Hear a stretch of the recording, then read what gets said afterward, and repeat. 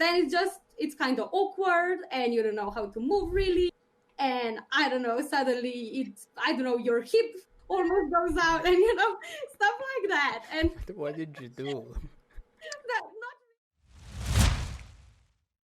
Tonight's topic, right? It's called sex. Pretty simple thing, right? So I was looking dictionary to get a definition of what sex is. And it's pretty awkward if you ask me, but I'll read it out, right? So sex is sexual activity including specifically sexual intercourse. And then exclamation mark, they enjoy, not exclamation mark, those apostrophes, they enjoy talking about sex. Just like we will do tonight. Right? I mean, how would you define sex? And chat, you're welcome to, say, ask questions if you want specific answers for anybody. You can comment and, we will include all that in. So it's not necessary that it is a TV show for you, but if you want it, it can be. Yeah. So how would you to define sex? Well, when we talk about sex, I always put it in two categories. Like the first one, the obvious one, it's like a sport activity, between two people or more. Yeah. And the other one, it's the one that I look from my spiritual side. That's more about connection between two people, two souls, and it goes into a deeper level, which is not just some voodoo blah blah. It actually you can measure it, you can see it on those special cameras and everything. So yeah, I see it like two different things. All right. cool. Awesome. Yeah, I very much agree with Ula, with what you said. I see it in very similar way that, like, as you said, the first one just as an activity, kind of a workout, an enjoyable thing. And then the second part of it, it's like really this intimacy between me and my partner, and that this is our time, really, when I'm just his and he's just mine. And it's somewhere where we some time when we connect, and that I feel loved, appreciated, satisfied, and even in some way that this is like a confirmation that I'm wanted. Like, not the main confirmation of that, but one of the stuff that makes me feel wanted and pretty and sexy and everything like that. So yeah, I agree on that. All right, cool. I'm just checking if the tone is good. That's why I'm looking away. Yeah, for me it's similar like you two said, right? So you have this, intercourse between two or more people, which is just like to satisfy a certain need, one of the basic needs of a human being. And then the other one, I call it, like, in English would be making love. In Slovenian we have, so that is when you are, it's not like to satisfy the need, but it's more there to, let's say, put the cherry on the top of a partnership relationship, right? Yeah. So it's like those when you really took time for one another, and you do things like, with the how it's called, the warm up. No, it's not warm up. Foreplay.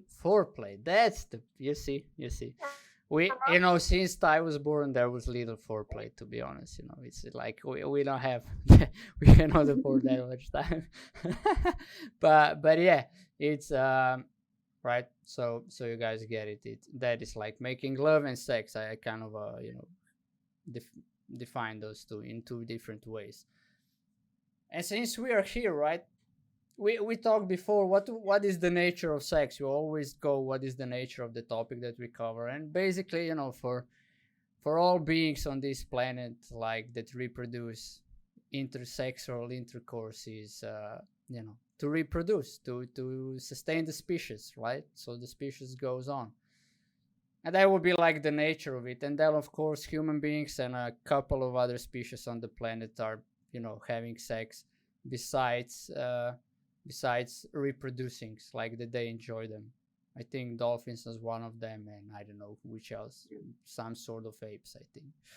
But yeah, so that is basically it, right?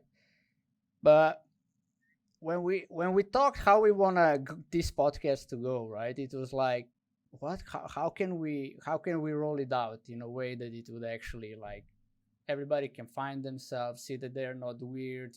We all have different how to say, relationships, or we on a different way we met this sex while growing up. So it's kind of a, like, let's first cover, like, when did you guys, first time really get around it, or start talking about it or thinking about it? Oh yeah, by the way, Mr. JP said, for me, sex is an expression of love, or at least affection. Yeah, can agree with that. Yeah. So yeah, when when did you two, like, first time? Well, I don't I think. can say. Yeah, Sorry. go on, Ulan. Oh, come on, go. Yeah, we talked about it on a talk show, if you remember. But that was in Slovenian, so Yeah, but if you remember what I said, so I had a really strong connection with my dad, because my mom kind of left me when I was really little, not like physically, but in all the other aspects. So I really wanted his attention all the time because I was used to that. And then my sister was born, and my dad had a lot of work and so on. So I didn't have his time, his acknowledgement, his everything, his love, kind of. So I was looking for it in other male figures, and I figured out that if I give them something like some sexual activity, I'm gonna get a lot of attention. And that was what I was looking for, right? So that was the easiest way, let's put it that way. And so I started having sex when I was 13. So it was really, really early. Like, if you ask me, way too early. And to be honest, I didn't enjoy having sex, till I was 19. I remember the first time I was like, oh, so this is what sex is about. That's actually really cool. I really enjoy it. It feels so good, But before that, like, what's that, 5-6 years, I was doing that just because I wanted attention, and I got an idea that if I give him, like my boyfriend or whatever, sex, he's gonna love me, he's not gonna leave me, and that's it. I need to please him. I need to be really good at that. And that was kind of my idea, of sex and relationships. So yeah, that was my not so good beginning of yeah. I mean, I wouldn't recommend it to anyone, and if I could, I would change it, but I'm okay with that because there are some things I learned from that, so it's fine now. All right, cool. But thank you for sharing that. Tonight's topic is like, one of the taboo topic for most of the people. It's like, we all think it's like it's an easy thing, but when you really start talking about, you see, it's like, you start stumbling around, right? Should I say it? Should I not say it? Right? But anyway, you said at the age of 13, but how did you learn about the sexual activities? Like, was that, you said with the guy, and then he starts kissing, and you're like, oh, this is a kiss, and then he wants more, and you're like, oh, this is it? Or did you see it before somewhere, or, I meant like the first time we were like introduced this, like before that you didn't know that exists, and then at one point when we are growing up, we see something new and then we know, oh, that exists too.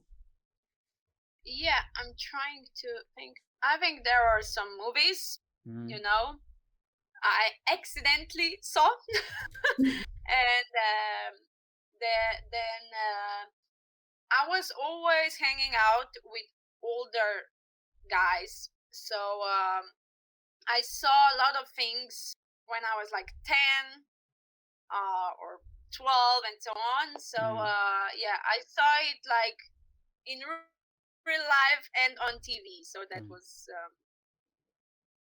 first like experience. All right, cool, gotcha. Thank you.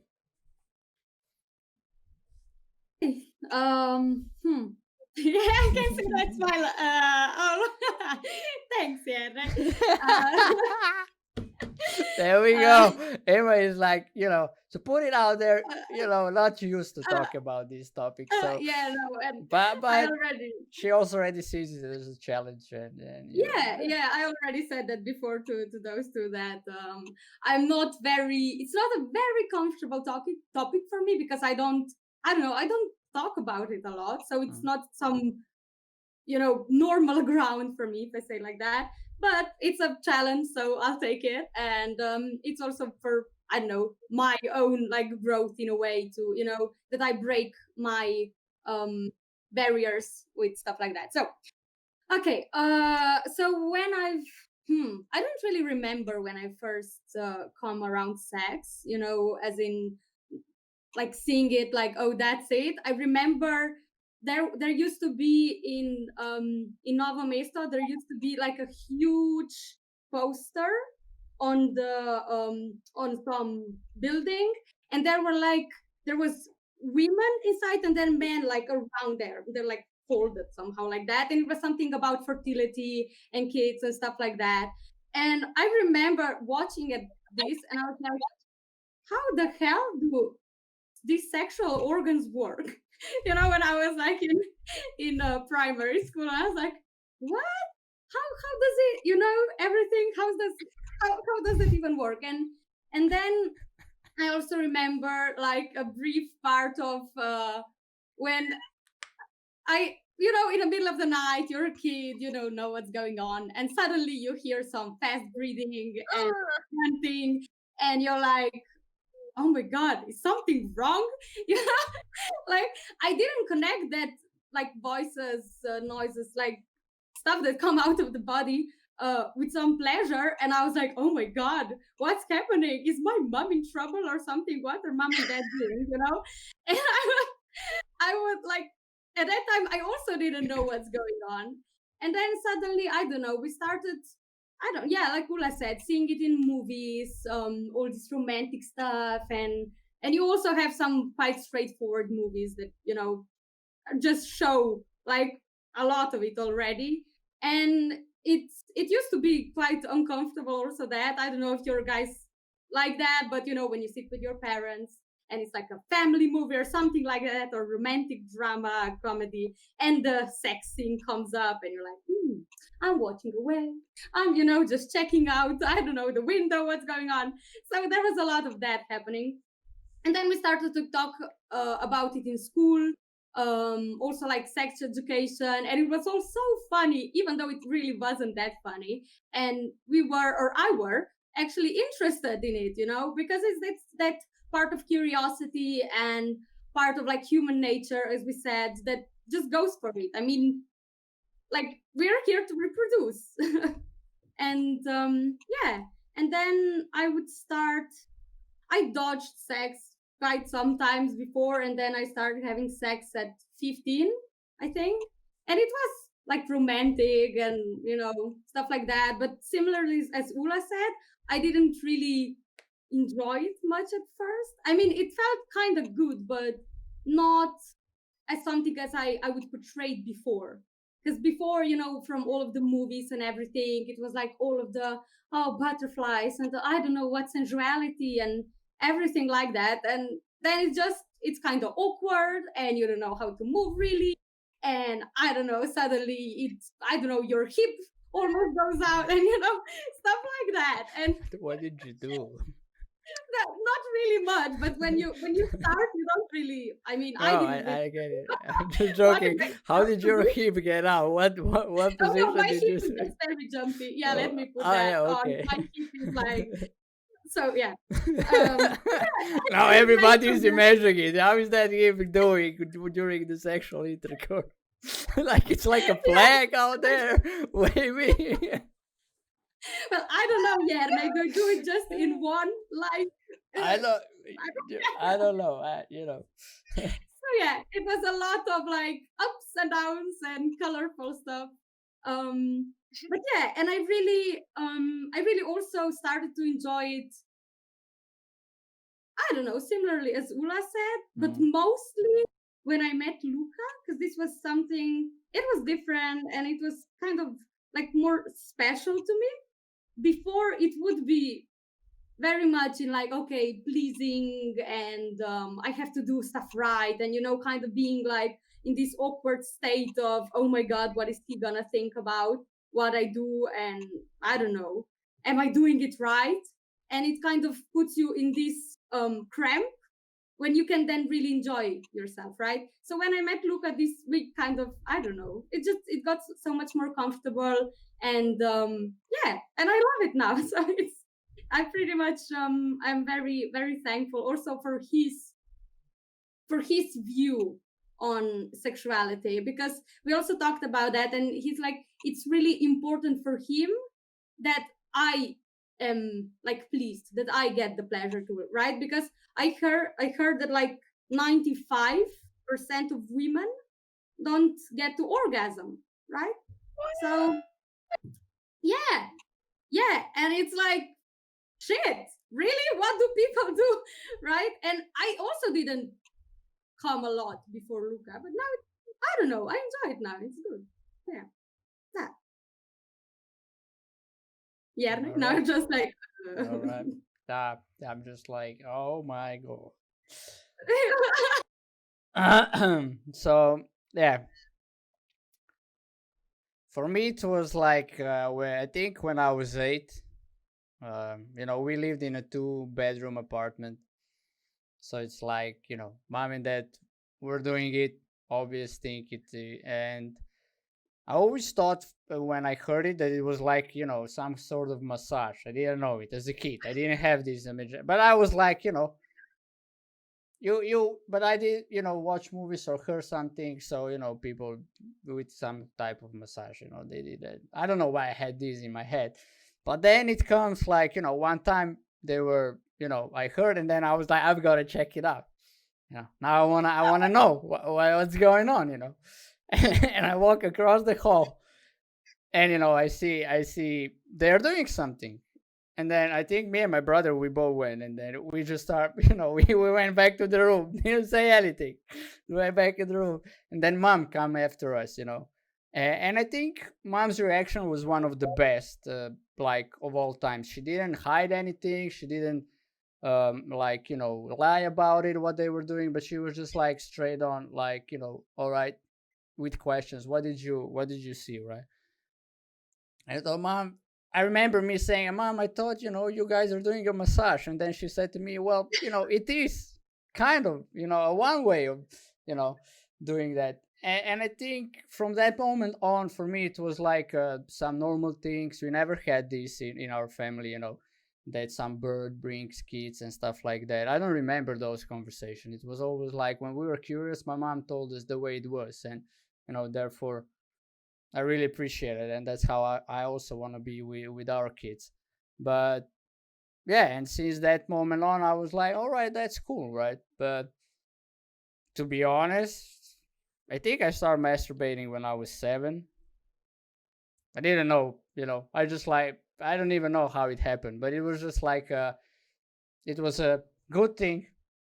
It felt good in the end. Nothing came out until I was, I think, 10 or 11 when the first drop was out. And then I was like, oh, right. I was like, all right, that's like movies, or I don't know what was that analogy. And, but I always have this because my mom said that to me. I always have this, that this is two people that love each other doing it.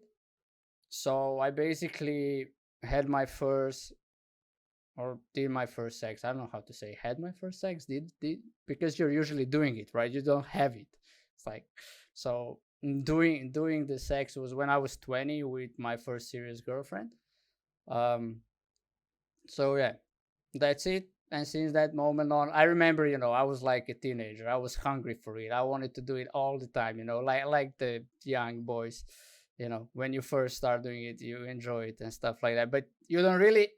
When I look it back, it's like don't really appreciate it, but you kind of take it as a granted. And it's like, if two people are together and they love each other, they should do it. So it was like that, and it didn't really click like with her. Didn't really like that. That was it. And then I had like quite some of experience while until this day, until I met Ulsha, and always in duo. I never had the trio. When people say, "Oh, I like the trio," I'm like, sometimes I don't know what I should do with one woman. What the hell am I gonna do with two, right? Right? Remember, like you want, like Emma said, you want to please one lady, right? Uh, and then you're like, imagine that you have now two. How do you do that? How do you please two, right? So I never did that, but there was like one night stands and quite a few relationships. But all in all, it was always for me. It was like I always want to make love, or to be special. And I remember that I kind of built some kind of, I don't know, resignation or a big story in my mind around it. And it went like down. It wasn't that much of a pleasure. It was just like something, you do to satisfy a certain need. And then it's kind of a, beat it. It's kind of a got into that space. And now when we started dating with Ursha, it was also for me, it was like, let's make love, do it slowly. She was more on the other side, hungry for it. And then now I feel like really after 2 years being with her, I feel like a teenager again. It's like, really, it's like for me, it's like, and then we said kind of we need to kind of schedule 2 to 3 hours to do it, because, to be honest, I come so quick, she cannot be pleased. It's like that's how it is. I'm like a teenager now at the age of 34, but the shit is rolling on, so yeah, that's more or less how it is, but quick stories around it. But it's like, when we all shared, it's like we all met it in a different way. We all kind of go through this same thing. And I kind of think, when Emma, you said they give us education in school, but they don't really give us the education on having sex. They give us education on, what might go wrong, what we should be careful about. They don't really, tell the juicy stuff in a way of like two people, that is about satisfying, appreciating, respecting, accepting, right? I think that is what's missing. I mean, on many things in life, and this one is just another one. So I agree. I think they leave it very mechanical with a lot of people, right? Like really, like just as you said, without really that feelings, passion, everything that should, I don't know, in my opinion, whatever should come into it. Just like, okay, so you have this female organ and this is male organ, and then it's just very I don't know, cartoonish. Platonic, yeah, platonic, exactly. Thank you. Yeah, so I agree on that. Yeah, and you both said, you when you start doing it, it wasn't really a pleasure. Then you find it. It was like, if you could pass on something to a younger generations, like, what did you find it different besides like before and after? Yeah, I would say communication. It's so important. I found, at the start, I would be just like, okay, so the guy is doing whatever he's doing, and he might not be like the most experienced or whatever. And if I'm not feeling good with whatever he's doing, then I should say something, because at the start, I would just, I don't know, lay there and be like, yeah, very good, and I wouldn't express what's actually there. And so now I would, because even now it's like we still experiment, we still search for what is okay, what is pleasurable, what floats our boats. And it's so important that you can, for me, that I can in the middle of it be like, okay, stop, let's just do that a little bit different, and it's gonna be great. So that. And I think also with that you can appreciate and how do I say that, acknowledge the other person in it, that he isn't, if it's not from the start something that it would be like pleasurable for you, that you kind of like correct him and then be like, okay, this is now really great, that you say to him you're doing good, not that he is like, oh shit, I fucked up. So I think that is really, communication in that part is really important. So yeah, that would be from me. Yeah, about the communication, what I see is that what I experienced actually is that sometimes ego is there, like from one side or both, whatever. And let's say it's on the guy's side, okay? And me as a girl, I say to him, oh, I don't like that. Can you do that like this? And his ego is on fire. And he's like, you're not going to tell me what to do, I know my shit, blah, blah, blah. And he's not doing it. And I think it's so stupid because I told you what I like, what I don't like, what I want, and it could be really great and it could be really rewarding for both of us, but you just don't do it because of your, I don't know what, ego or whatever. And the other thing I would say to younger generation of ladies is don't do it to please him or her or whatever.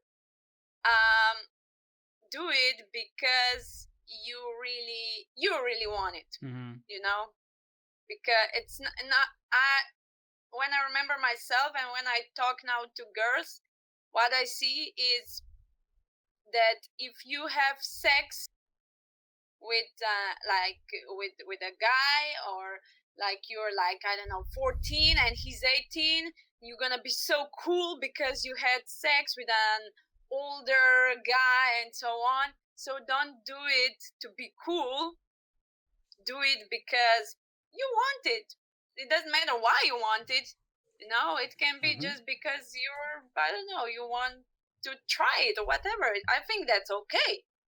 But don't do it to be cool or to be special, because you're gonna be special just for that 15 minutes and then you're not gonna be special anymore. Yeah, I think, one thing pop up in chat is that from school, I remember banana and condom and lots of talking about STD. Just like, they were like, how to. And it's kind of a made up as a taboo since we were young, right? Kids shouldn't be hearing about this, they shouldn't be talking about this. And it's one of the basic needs. It's just like food, right? And I think the part that is missing is exactly what you two were saying, right? The one thing is communicate, because it's just like if you would play any other team sports, you need to communicate. It's just like, obvious. Communication is key. They say it in life, communication is key. But when it comes to sex, it should always be intuition, telepathy, right? You should kind of know this stuff. You should know what pleases her, how, this is the 10th girl in my life. How should I know for all 10? It's like, am I a magician or something, right? I mean, or on the other hand, right? So that, and also what Shula said, right? I think I read not that long ago. I think it was 1.5 years ago. That like don't take me right. Maybe there is a new studies, but like the average age when people lose virginity in Slovenia, it was written like that, and I was amazed. I was like, how? It's like it's 12 for guys and 14 for girls. What? But I haven't been 12 for a long time, but that. And I was like, when I was reading it, I was like, what? Bro. But then when you think about it, right? It does make sense. It's like there are tons of informations out there. You know, the little ones are chopping heads on a mobile phone since the age of 5, right? So, you know, Pornhub is not that far away. Yeah. So, you know, they can do it, and then they want to try it, they want to experiment, and then they have no like responsibility or integrity in it because nobody is talking about it with them. They're all like, I wish you're too young, you know. But when you say to the kids you're too young, it's like, what do you think they're gonna do, right? Or you shouldn't be doing that, and they ask why, and you don't say why, right? So it's a lot of this that we don't go into it really responsible, like really not, you know, not prepared for all the consequences, I would say. And when I ask, like when I do the workshops, I ask the teenagers, like, when do you think you're ready to have a sexual intercourse, like ready for it? And they're like, you know, when my body is grown up, or you know, when I feel ready, or you know, when I know everything that could go wrong. But the basic answer is like, you know, when you're prepared for all the consequences of it, like when you're prepared for the, you know, all the physical consequences, but more important is when you are prepared for all the psychological consequences. Just like Ula, you said, right? There were a lot there. I mean, I think you can share, there was the psychological consequences of you doing it to please the guy, and then once you find the joy in it and you looked back, how was that for you? Yeah, well, definitely. And like in 1 second, I was mad, because first of all, I mean, it's stupid, but I was mad at them, like, oh, you used me, and blah blah, all the stories, and then I was like mad at my dad because he left me, and I needed someone else to take care of me, and yeah, that was like my first idea in my head. Um, and then I can share another thing that it's a real taboo, but I was afraid to talk about it for a long time, but now I'm good with it, and I think it's important to talk about it. When I was 15, I was raped because, I mean, not because, but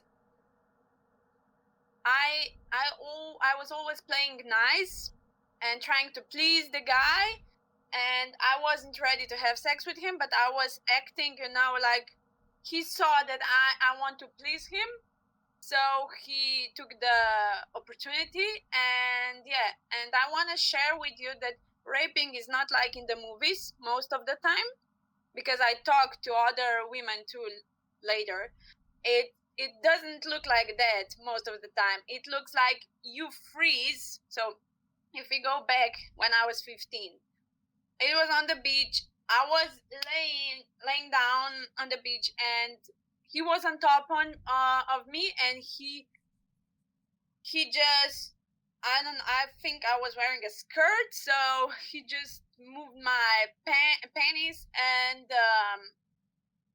I remember saying, no, no, no, don't do it, and trying to push him away. It didn't work. And then I freeze, like I couldn't move. I couldn't say anything. I was just like out of my body, saving myself from panic attack. And I don't even remember how long it was, what happened, nothing. And then the worst thing, when it was over, I wasn't yelling at him. I was nice to him actually, because I saw myself, that it happened. It's my fault that it happened, because I was nice to him, so I lead him to that, and so on. And when it finished, I was just like, nothing happened. I was also ashamed of it, I think. So I was like, nothing happened, everything's fine, la la la la. I didn't say anything to him or to anyone else till I was, I don't know, 24 years old. So yeah, but that was, it happened again when I was, I don't know, 18 years old. It happened with my boyfriend. It was the same pattern, you know. Again, he was my boyfriend, so it was obvious I'm gonna have sex with him even if I don't want to. And he kind of took what belongs to him or whatever, you know. And I remember I just, you know, turned around, like, away from him, do your thing. I was frozen, kind of, you know.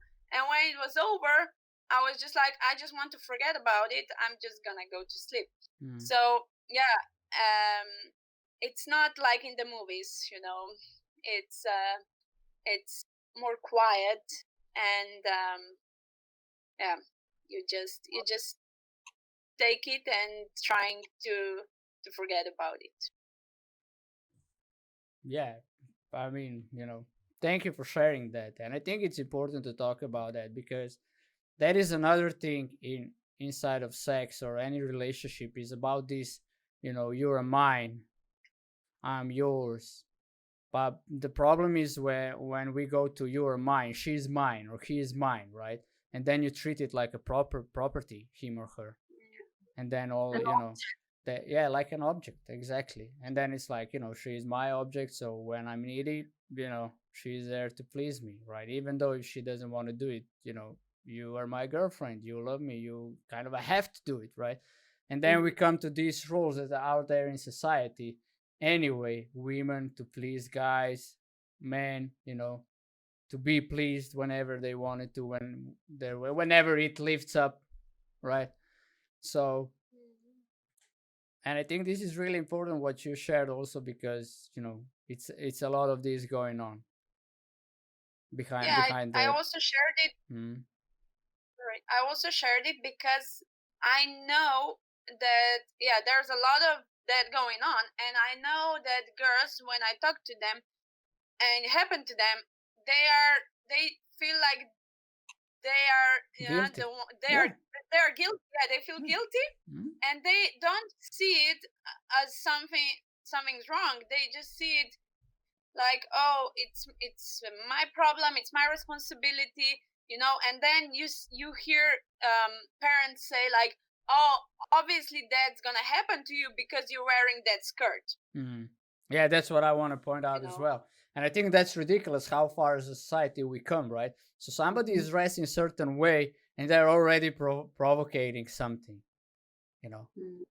I don't think so. But, if you do pay attention and you think about it, what's going on, it's kind of a, we are not free, to be honest. We are not free, because if a girl dressed in a some way, she's already provocating some guys who have, in that way, twisted mind in this area. It's like, they might have not been, raised with a certain moral aspect, or, not being raised by parents at all, being in foster homes, treated badly, and maybe they were abused, and it's normal for somebody who is abused. It's kind of a normal that you then do that on. For most, it's kind of a goes like that, from abuser, from abusement to abuser, and so on. And that's really important, right? It's a one aspect. And the sad thing is that it's happening inside of romantic relationship, where there should be love, respect, acceptance, right? Honesty.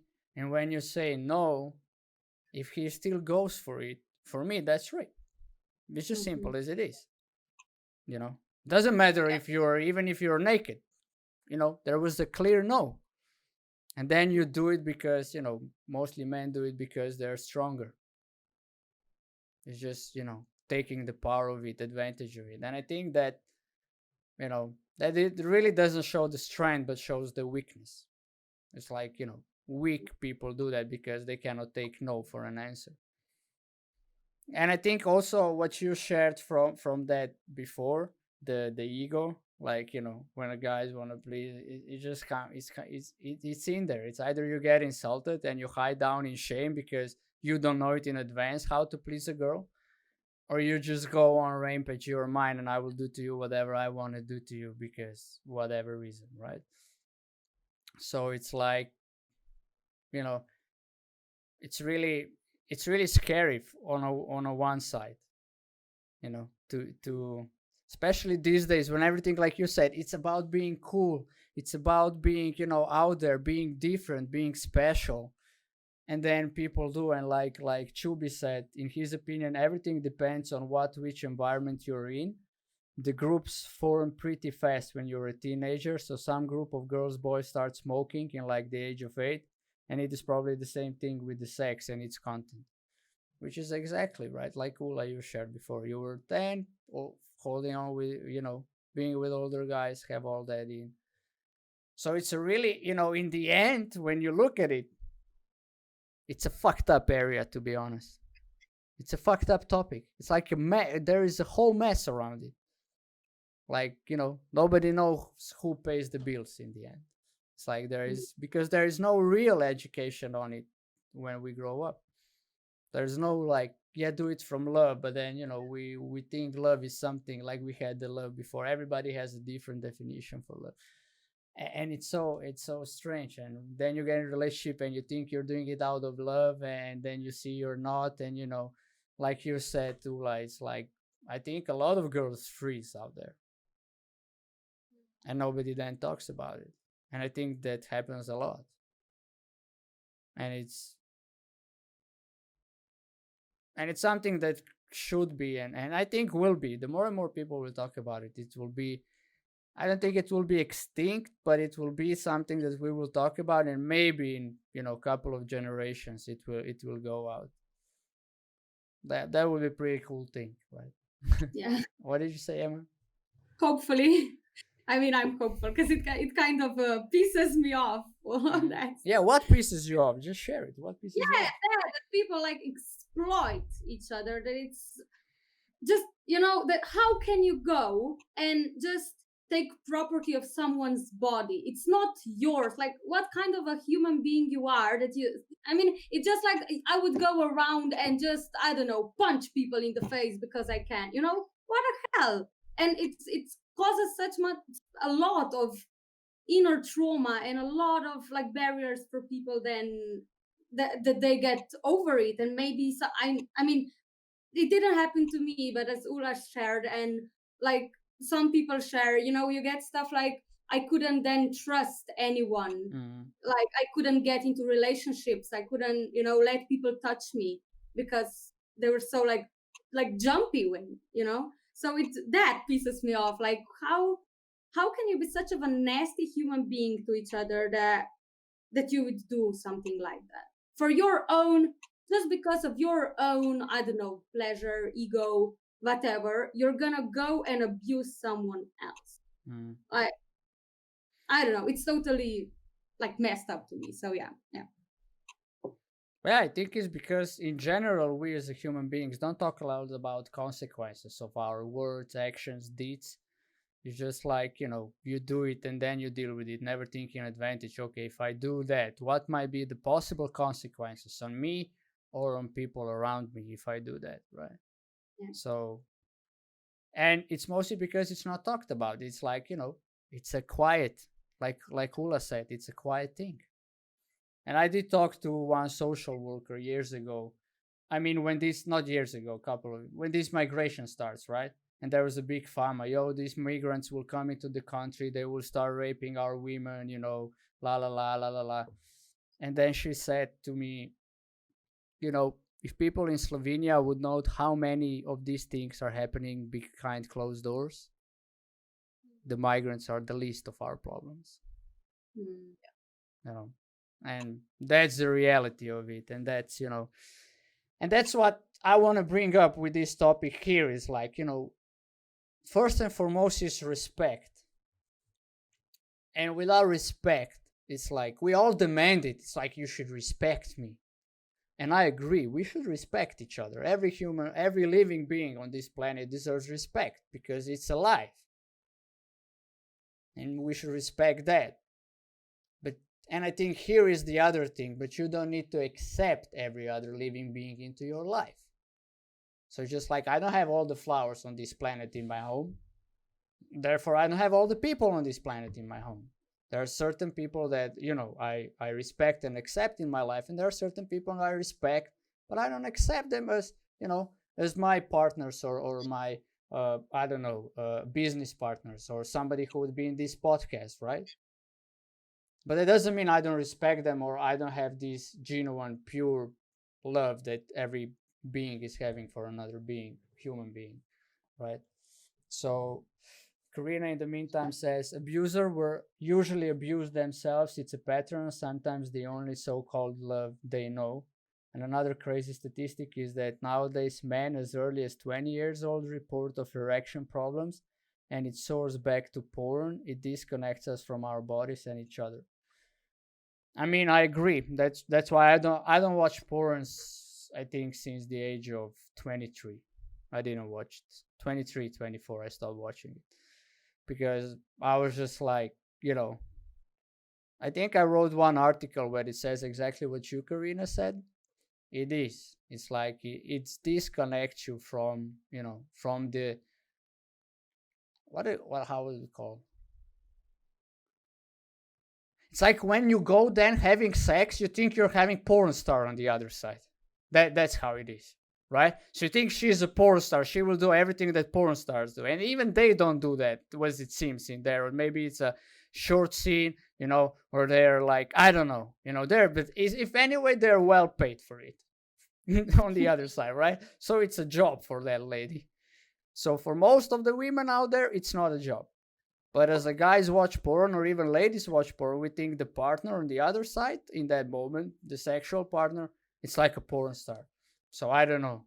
He will come with a dick this big, and he will, I don't know, cause the orgasms come one after another. I will have 15, you know.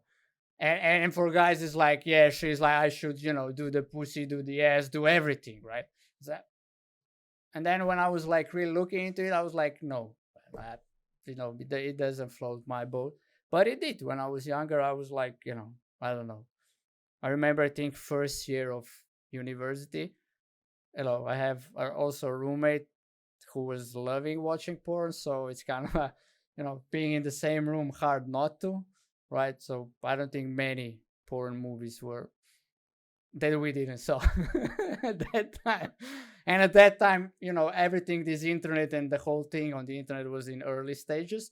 But I met it at the age of 20, maybe a little sooner, right? But these young kids these days, they met it at the age of, at the age of 7, 6, they can watch it. So, yeah, like Karina says, most porn is also concentrated on men's pleasure, not women's. Yeah, exactly. It's like when a man's come, that's the high peak of everything, right? But also go back to what Karina said. Abusers were usually abused themselves. It's a pattern, something the only so-called love they know. Exactly. That is the other thing I meant, right? So it happens, and it's not that they are nasty human beings, and not that they are bad human beings, but that's how they were introduced to this topic. Somebody abused them, right? And they abuse them so many times, it comes natural for them. Okay, this is how it is, right? So when I will grow older and I will be strong, that's how I will do it. And then men become abusers, and women usually becomes this, what it's called, have this such a strong need for sex that then they go have sex with almost every guy that pops by, because it's so, I think there is a word for it, but I don't remember it right. Nymphomaniac, something like that. Yeah, right. And we can go in all the also the weird, weird, some people love to have sex with dead bodies and stuff like that, all those. But we kind of go back on the track. on the track. It's really a broad spectrum, and it's like all over the place. Some people do animals, some people do, I don't know what kind of things, right? Some people stick it in everything, or use anything, right? To on the other hand. So, but I think the most important is that if I want to give something out, is like I said before, right? It's another need, basic need, just like eating food, drinking water, going to the toilet. It's need for sexuality, because it's in our DNA to reproduce.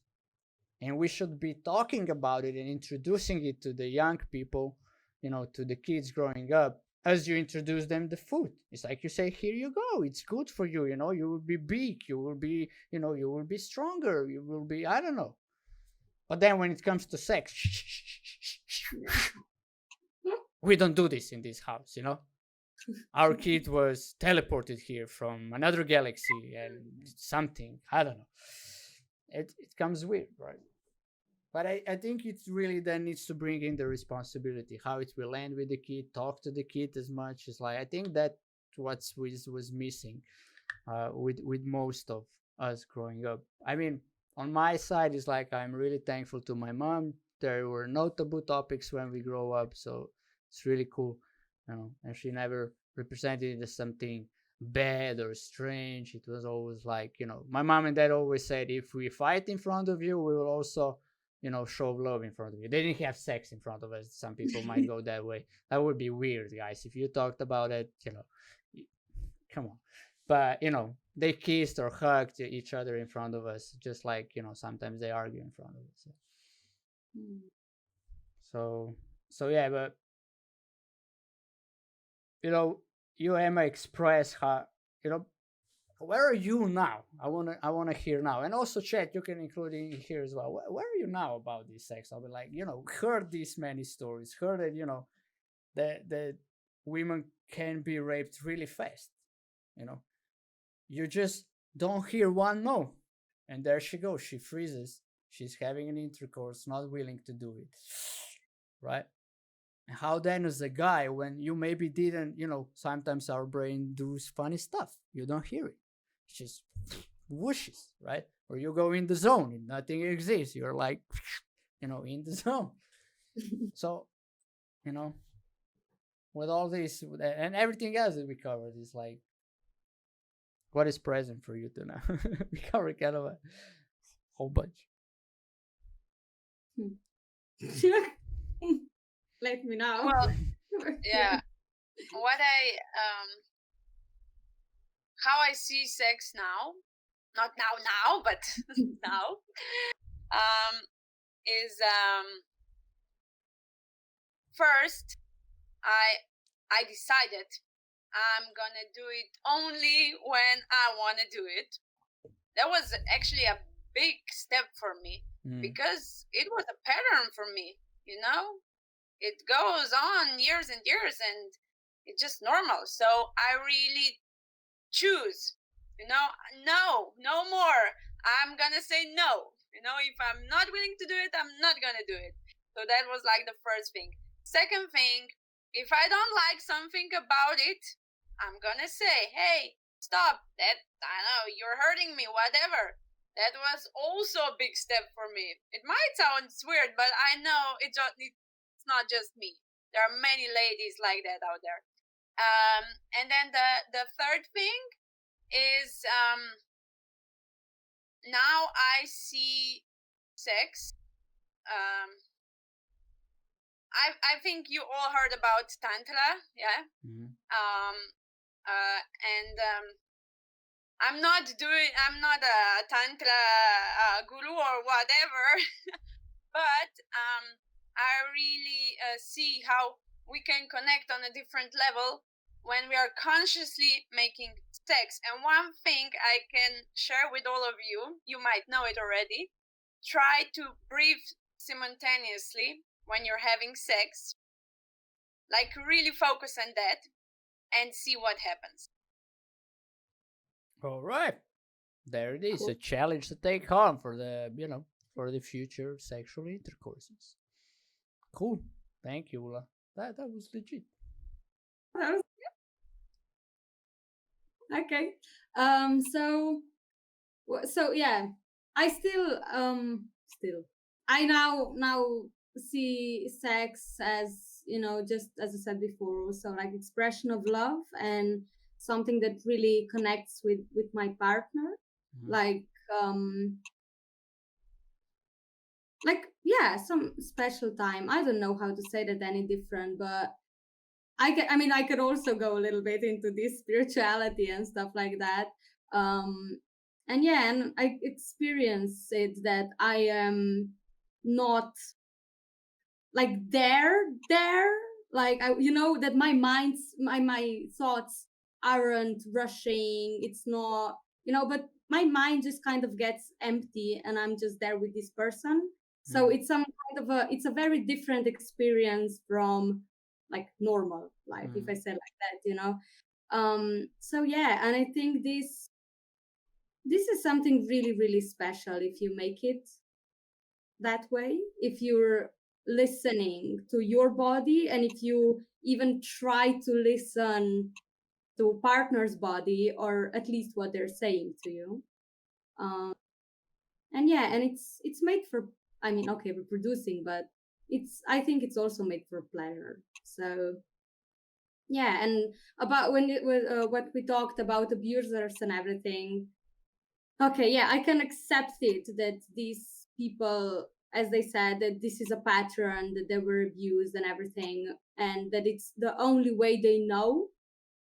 And I would say to maybe every person that had this experience, like if they were the abusers, like, okay, look, at least look and have a thought with or about your actions, and maybe how did you make the other person feel. So maybe just that let's get a little bit more conscious about other people in our lives. So yeah, that. Yeah, great points that you guys both made. And yeah, for me, it's like I'm looking into it, right? Because I was all about, personally, I was all about, it's about love. You should do it like slow, with patience, like take time for it, enjoying it. And now I'm discovering like there is no right way to do it, but it's just like, at one moment you feel like doing quickie, and you both agree on it, and you do it, and and that's kind of awesome. And then another time you are like, all right, we want to, one of us want to do it slow, so the other one adapts, and we go. It's like, I really think it's like you said, basic thing about sex is communication, and accepting and respecting the other's body and their needs and what they like, so that in the end, you know you both get pleasure out of it. And to share it as a, young father, for every guy who is out there, it's not a tough time, but it can be. For me it's not, because Ursha regenerates really fast after the um but it still was. I can share this. I hope I can share this, Mr. JP. It's like when we did it first time after she gave birth. She, after, I think it was like 6 7 weeks, she didn't felt much, because Mm. everything is like, it's stretched at her, and that can be also frustrating. I think it's also one area that, most people don't talk about. Is they're like, I didn't read many articles, or to see it in a general media, like, all right, how to deal with this after giving a birth to a child, for both sides. That Mm. is the thing, right? Because they're always, when they go about sex, is more about for women, how, the approach and stuff like that. It rarely goes like for guys. It rarely goes like, okay, how should a guy deal with it, right? You were used to the attention, then you don't have it. How to deal with that, you know? So all that thing. And from my experiences, like, we really love each other, we like to do it together. So, when there was a possibility, we when the doctor said after 6 7 weeks you can have it, we did it. It was weird for her, she didn't feel good. I was like, all right, what's going on? Because also for me the feeling was not the same as before. So so it's all that. But if there's love and communication and appreciation, you go like, look, you will work out, she then started to work out, if it's a muscle, it will, tie it back together. And right now it's much better after a couple of months. And with patience and everything, it builds up. And I think there is also one area that, most people don't talk about. All right, I will get pregnant, it will be so much fun, we'll have a little baby, but then you will have this need, and suddenly it's not the same as it was.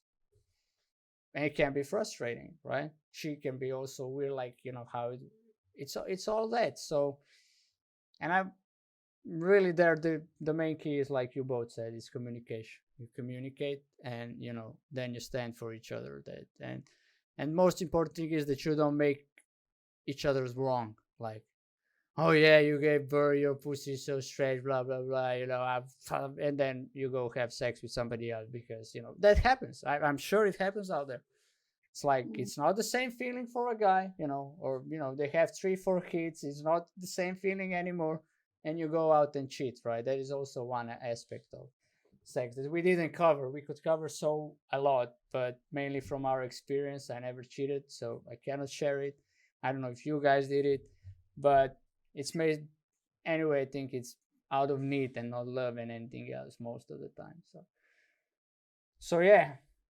To put anything on the sex topic: responsibility, communication, respect, and being conscious about all the consequences, like Emma said it very well. And then, like Kula said, breathe together. I will take that on. I think it's a cute little challenge that we can take on and see what will happen. And then you have all these for the finish. You have all these pictures and all this tantra stuff when there you see two bodies and the energy floating around, and then kind of combines. And basically, when we are having sex, is the only time when we actually can say we are one now, because we are like in each other, or man is in her, but it's like, and she is having man inside of her. It's like it's a thing where two bodies can really become one. It's only during sex. And that is the only thing that I accept when people say romantic relationship, we are now as one. Yeah, when you're doing that. All the other time, you're 1 + 1 is never 1. For me. Right. But anyway, guys, you do you. Take on as what you can. I hope it was interesting topic for everybody. It was first topic of the 2021. Really cool. I really appreciate these two ladies who always share from like they don't have anything to lose, and Emma is still 22 and shared all that, which is like I really acknowledge you for that, and probably will more and more on. It's not the age that is but it is in a way. It's like there is stigma also about age out there, right? And we need to call it out. And also for Ula, right, with all your experiences, and that that you took it as you took it, and being brave that you say it out there like it's nothing, to be honest, right? Like it's like I went to the store to grab a bread, and then I come home and put a pate on it, and now I have a brunch. And that really shows that you're complete with it and you don't put any guilt. And I think a lot of topics opened up in the future from here as well. I think we can brainstorm it, but it's like the guilt is another one, right? We'll have the responsibility. I don't know if we will cover this topic inside responsibility, but it's a lot of topics, right? When people say, oh, you will do 56 podcasts, man, life is big. There is a lot of topics. It's like I have a piece of paper with 400 different beings of a human being. So we have topics for 8 years. But and yeah, to finish it, Cybertuber said, well executed. Let's go 2021. All right, let's hit it.